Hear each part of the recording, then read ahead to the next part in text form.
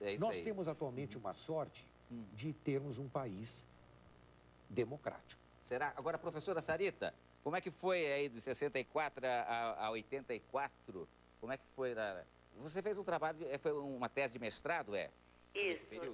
Eu desenvolvi um projeto, um programa aqui no Paraná, que foi pelo governo do estado, através da ditadura militar, através da música.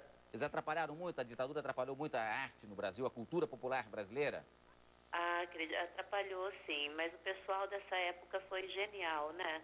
Foi. Foi o genial. Chico Buarque, por exemplo, eu vi, tem um DVD do Chico Buarque que ele fala assim que a ditadura, ele fala assim, encheu o saco, ele falou, mas ele também encheu o saco da ditadura também. Encheu, verdade. Ele falou Aliás, isso o ponto alto do meu trabalho foi o Chico Buarque, né? A Chico Buarque? Chico Buarque. Eu acreditava que seria aqui. Geraldo Vandré. E para minha surpresa não foi não, foi Chico Buarque. O Chico sofreu também bastante com a censura, com o Julinho da Adelaide? Sofreu bastante, sim.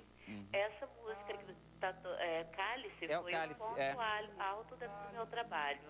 Eu desenvolvi uma intervenção pedagógica na sala de aula e os alunos simplesmente amaram a interpretação, a melodia da música, a letra. Então, a gente começou a analisar mais profundamente, não apenas a letra, mas a melodia. Esse cálice, professora, esse cálice aí, a questão dele é que é o cálice do vinho, né, tinto de sangue, mas também o cálice de calar a boca. Antes eu tinha feito um negócio. Quando nós começamos com essa música, os alunos disseram, mas professora, parece uma música, um ritual de tortura. Há duas maneiras de poder falar naquele tempo, entre linhas ou entre pautas.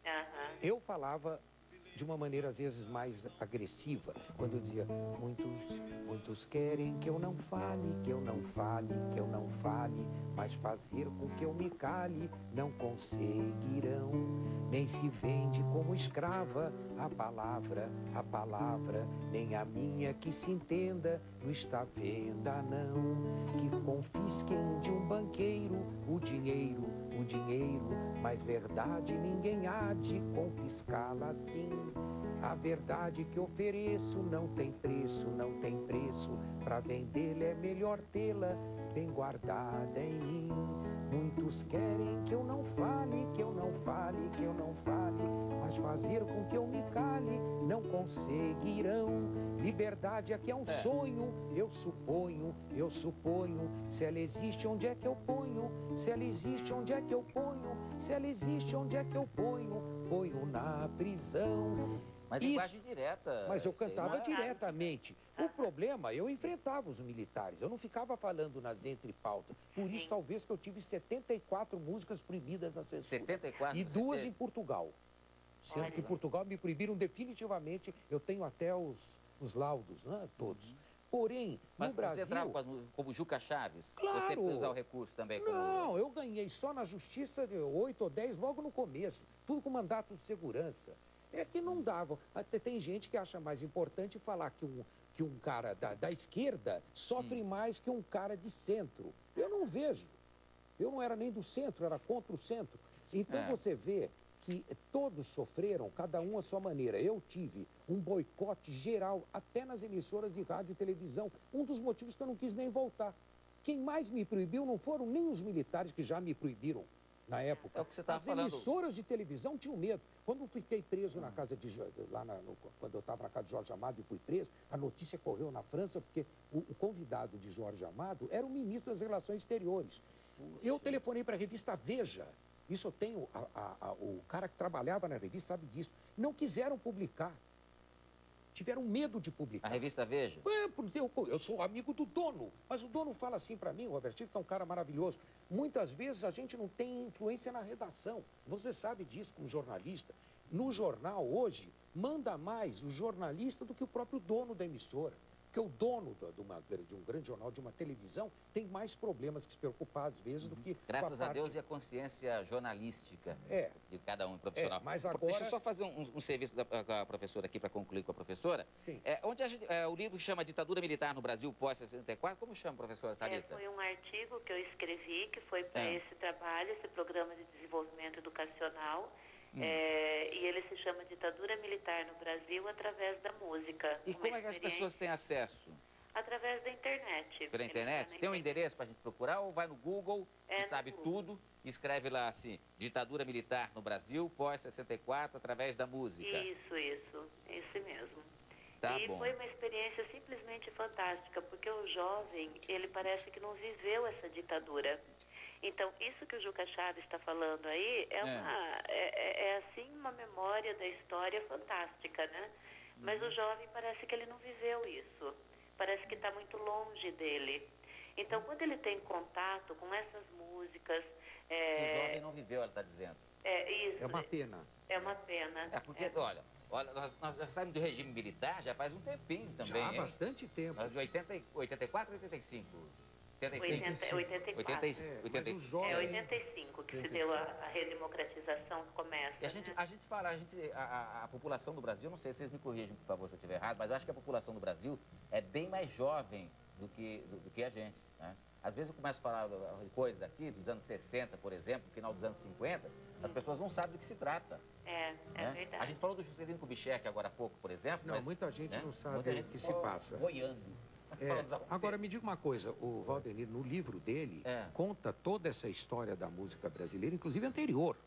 Professora, obrigado pela sua participação, tá bom? E quero cumprimentar a professora, tomara que ela nos ajude aqui a desvencilhar todos aqueles que foram realmente prejudicados. Porque muita gente que fala que sofreu muito, eu encontrei na Europa se sacrificando, tomando champanhe Dom Perignon, que é um sacrifício para quem está acostumado a tomar cervejinha vagabunda. É um sacrifício porque o gosto muda. Agora, outros sofreram realmente. Eu sofri no dinheiro e na profissão. Eu estava proibido, calaram minha boca aqui.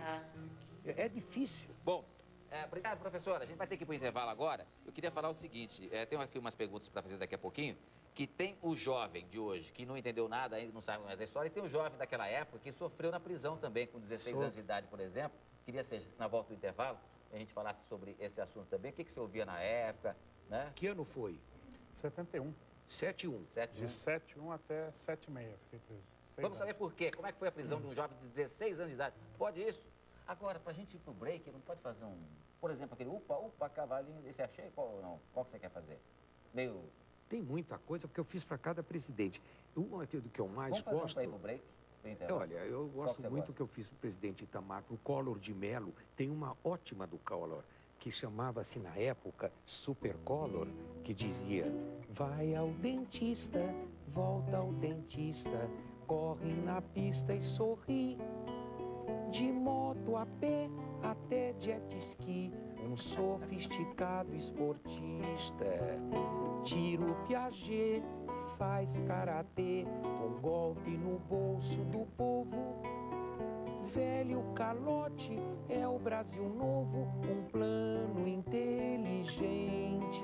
As boas ideias são dele. Estamos de volta com a entrevista Record Cultura, ao vivo de São Paulo hoje. Eu quero perguntar aqui para o jornalista Ivan de Seixas, que nós fomos para o intervalo, e dizendo que ele foi preso aos 16 anos de idade em 1971. Eu tinha 13 na época. O que aconteceu? Eu tinha 14. O que aconteceu? Por que você foi preso? Eu era militante de uma organização revolucionária contra a ditadura. Qual que era? Era MRT, Movimento Revolucionário Tiradentes. Era uma organização aqui de São Paulo, apesar de eu ser gaúcho, né? E era uma organização composta... Com menor de idade você... Eu era menor, meu pai era militante, minha mãe era militante. O seu pai morreu durante a ditadura preso? Não, nós dois fomos presos juntos, torturados juntos, e meu pai foi assassinado 2 dias depois da prisão, com os jornais anunciando a morte dele antes dele morrer. A Folha da Tarde, famosa essa história, a Folha da Tarde deu com estardalhaço que ele tinha morrido e tal. Os outros jornais também deram a nota, mas eles comemoraram, né? É verdade que você foi testemunha também da morte de um dos presos políticos nos porões da ditadura? Ouvia gritos? O que é que eu ouvi uma coisa assim? Eu ouvi muita gente morrer dentro da prisão, né?